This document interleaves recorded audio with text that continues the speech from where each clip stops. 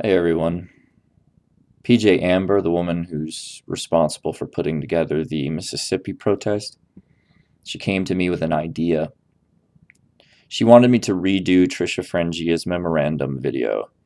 It was basically dedicated to the JWs that we had lost due to the blood policy or suicide. I thought it was a great idea, and I had never done a video like this before, mostly because in the back of my mind, I think I knew that it would be tough editing for hours looking at these photos and reading these stories. Um, and it has been. But I think it's important, and we owe it to these people to take the time to recognize these faces and reflect over these ones that we've lost due to the Jehovah's Witness organization. I hope you enjoy it.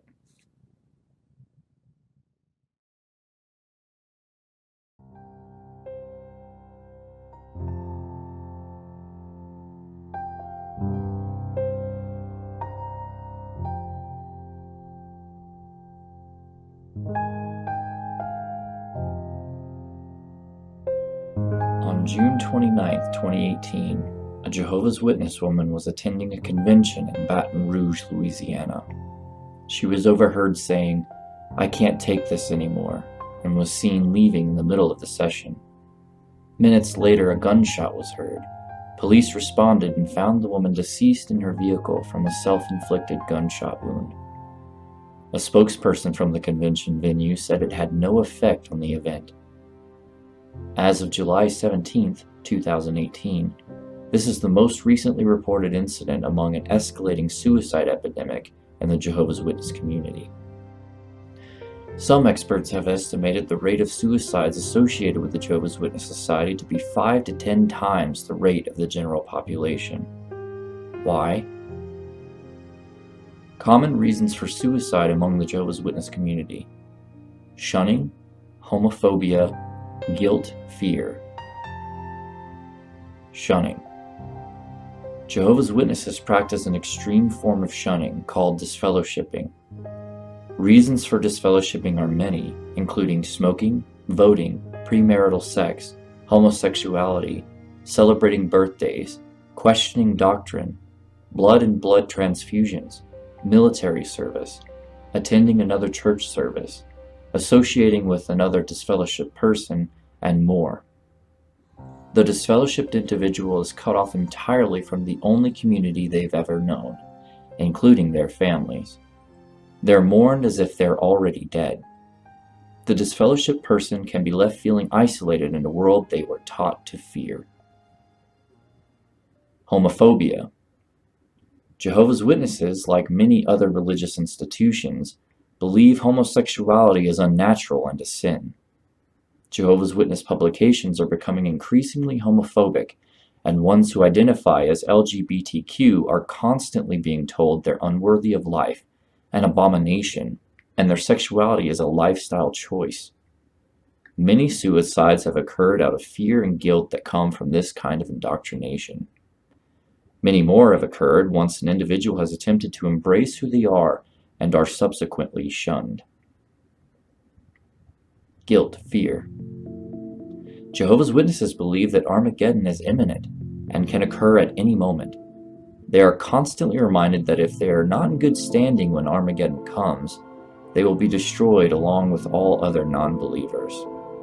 Due to the unreasonable expectations bestowed upon Jehovah's Witnesses, some are left feeling like they're never good enough. Jehovah's Witnesses are constantly told that trusting their own thoughts and feelings is selfish and stupid. Further reasons.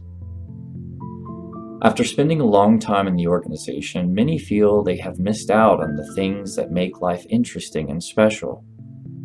Jehovah's Witnesses don't believe in heaven or hell, and therefore, some may feel there is no downside to suicide. To a witness experiencing doubts about their faith, suicide can make perfect sense because it means they will wake up in paradise after Armageddon. To some, suicide can take the place of leaving the organization. Members know if they resign from the group, they will be shunned by their loved ones.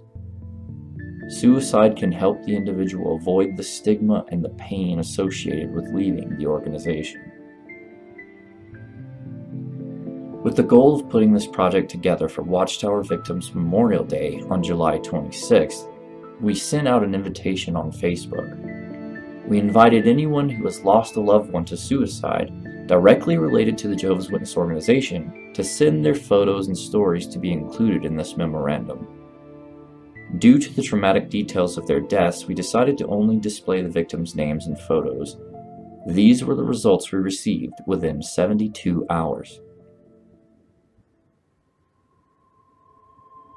Anthony Akers, Trevor Vargas, Adrian Webb,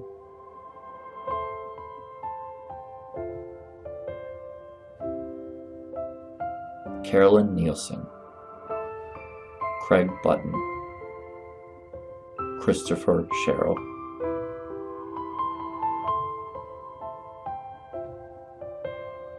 Ian Hewell, Eric Reeder, Donna Sawyer,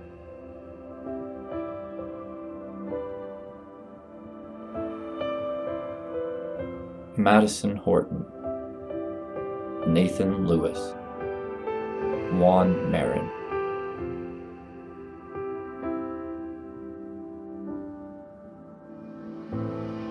Jacob Reams, Randy Follis, Omar Madaro,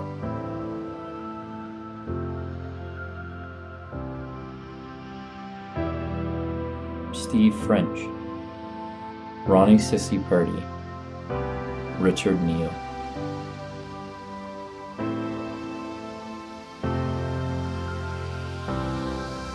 Tamara Jefferson, Ash Redford, Pascal Smeets,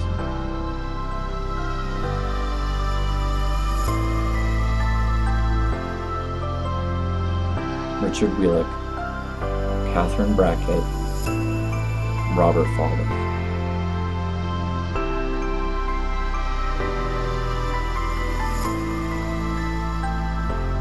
Nathan Savory, Lacey Crawford,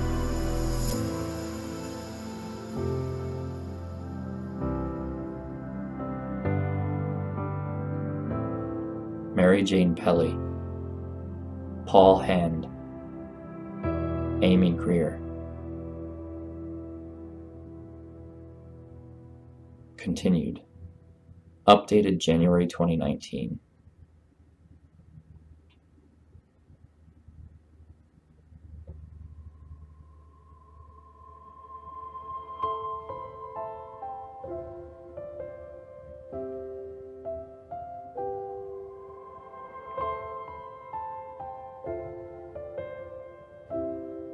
This was our son, Seth Isaac Eckert. Took his own life in 1998.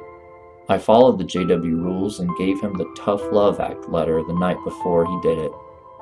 Hate myself now for what I did, but can't change it. He was 19 years old. My oldest brother died from not accepting blood in 2004. His name was Craig E. Eckert. He was 57.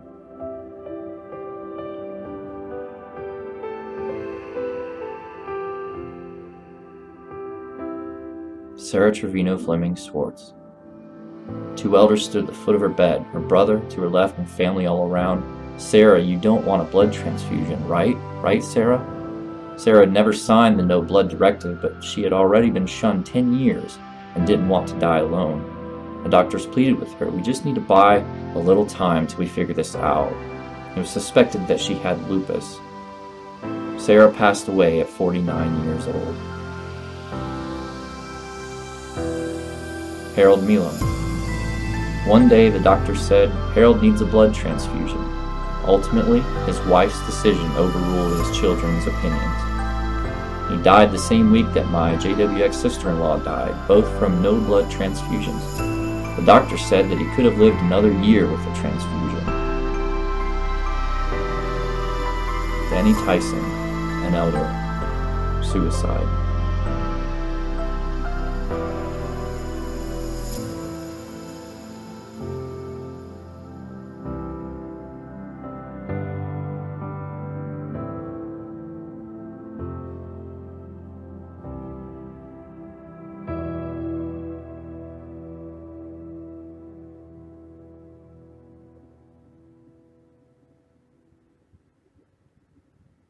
These are just some that we were able to compile, but there are many, many more.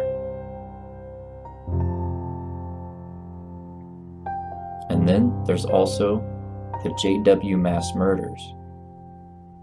Unfortunately, some members become so disturbed that they take others' lives as well as their own. That's why we urge you, if you're struggling, if you need help, seek out professional attention.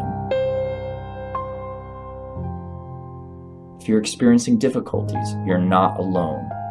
There is help. Visit vastapostatearmy.com.